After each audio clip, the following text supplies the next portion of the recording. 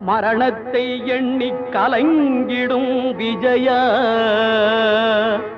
மரணத்தின் தன்மை சொல்வேன்.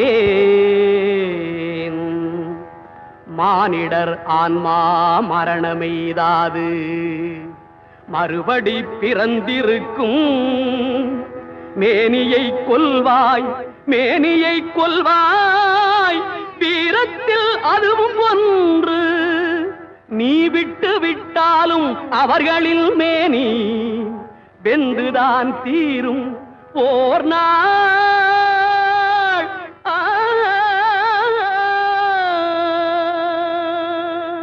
என்னை அறிந்தாய் எல்லா உயிரும் எனதென்றும் அறிந்து கொண்டாய்.